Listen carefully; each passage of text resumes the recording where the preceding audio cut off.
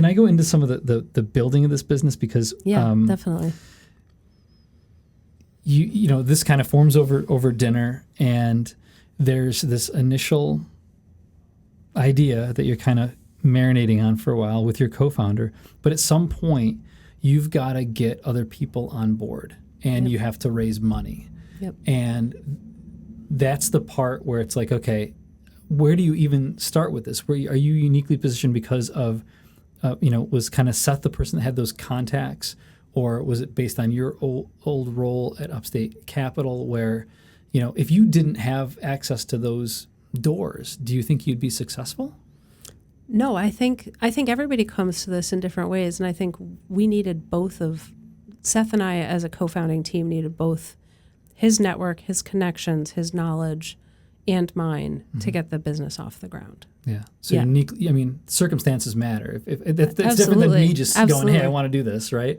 Circumstances absolutely matter, and we each have our own things that we are sort of we've invested in, or we've for me, I felt like I invested in building my network for a long time and really understanding the financial players in upstate New York. And now in the next step of Good Bread, where I'm really heavily leaning into that for making our next 100 loans. So that's a certain sort of perspective that I'm bringing. Sure. It's not the only way to build the business, but it is it's the way I'm doing it. Yeah. Yeah. No, I think, and the reason I bring that up is because circumstances, network, all of those things matter. Where what I'm hearing you say, maybe without you saying it, is Good Bread is you're uniquely positioned. Entrepreneurs are, in most cases, when they're successful, or maybe most is a stretch here.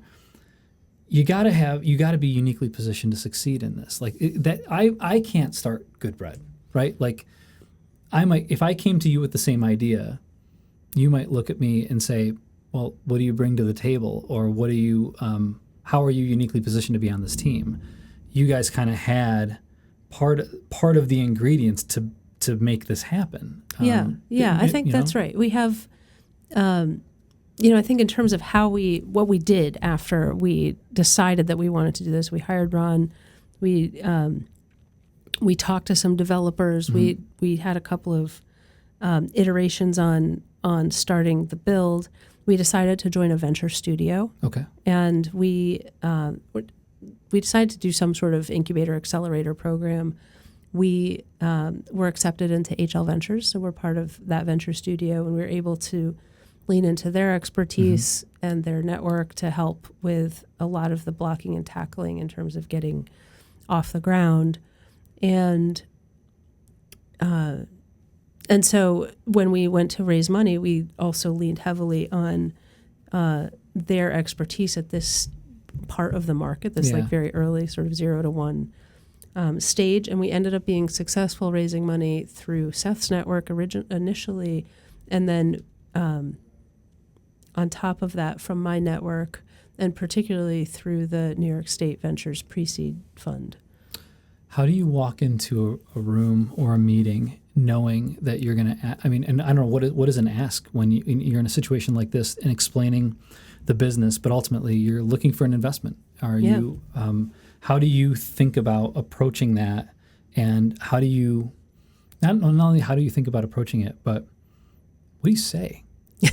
You know what I mean? Like, I've never been in that room where you at the end of that, you're going to say, and I would like $100,000, please. Yeah. That seems incredibly daunting to me. Why? I don't know. It's just, and that's a great question. It's not that different. I mean, you're selling something, right? Sure. You have some experience selling things. You have a small business. You write proposals and get people to sign up for stuff. Well, here's the difference. Yeah. And I'm glad that you brought this up. The difference is I feel like what maybe I just answered my own damn question. Damn it. I was going to say, when I'm selling what I'm selling, I believe that I'm going to be able to provide this. Like, I'm almost not selling it. Like, you need this thing. I've got this thing. Right. Of course it's worth this. It's obvious. It's the same thing. Right. So I feel like that, like, you haven't built the thing yet. So you're really selling. Is it just that? Like, you just believe it? Well, there is some amount of you need to believe things that don't yet exist. Yeah. That's how you get from 0 to 1. Sure. That's hard. It's really hard. Yeah. And so, I mean, there's lots of evidence that people have built lending businesses. Sure. Is it a crazy idea that I could build a lending business? No, I'm good at building things. So Yeah. that to me is not a big stretch. Yeah.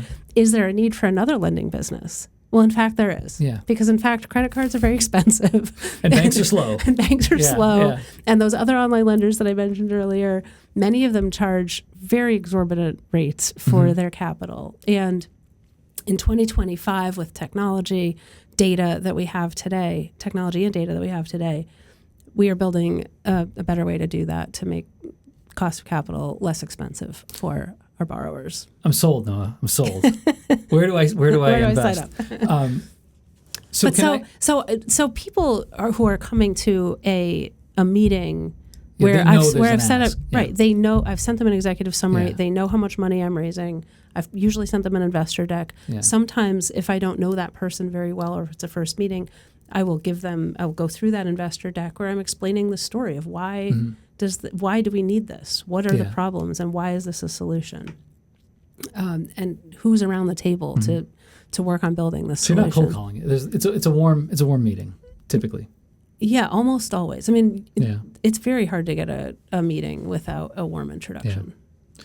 Can I ask, when we were talking about all the different lending vehicles or investment vehicles earlier in a conversation, and there are things where we're like, well, that's not venture investable, and that's more of an angel fit. You are going more down that venture investable lane. It's interesting. We are building a business that we are aiming to not raise a lot of money for over time. I mean, I guess it's all like, what is a lot? Right? Yeah, right. It's relative. It's relative. Yeah. In the scheme of the venture world, we are aiming to build a capital efficient business, and so that means we don't want to raise more than $5 million in equity over the first 5 years of our life, and it remains to be seen whether we will be successful in that. And there are some other conditions on the things that need to be true for the amount of money we can raise in the loan fund, and how much money we can generate for that to support the operating company. But we are generally talking to people who are more on the individual side, professional individual investors versus angel investors. Yeah. So the people who don't necessarily have the pressures of an institutional venture fund to force a return in a certain time frame. Okay. So family offices, alternative asset managers who are working with high net worth individuals. These are the kinds of people that we're focused on. That are the best fit, probably. Right, because we're building a business where we're building new algorithms for underwriting, and we need a certain amount of tape of history to be able to prove, does this work? And that's not the same exact model as, we built some software that people are going to buy, over and over, and our monthly recurring revenue is going to grow double, triple, month over month. So this is more of a slow burn and then a fast ramp at the end, but that slow burn is going to be a couple of years. Yeah, and it sounds like there's a value alignment that you have to go through with your investors as well. It's not just do they have the money. That's right. That's right. And in this business, it's actually interesting. I have the equity side of raising money for the operating company to build the technology and originate and service the loans. And then I have the money that I need to actually make loans. Right. So, right. And it's surprising actually how little overlap there seems to be between those two investor bases. And so I am potentially just going to fundraise for the rest of my life.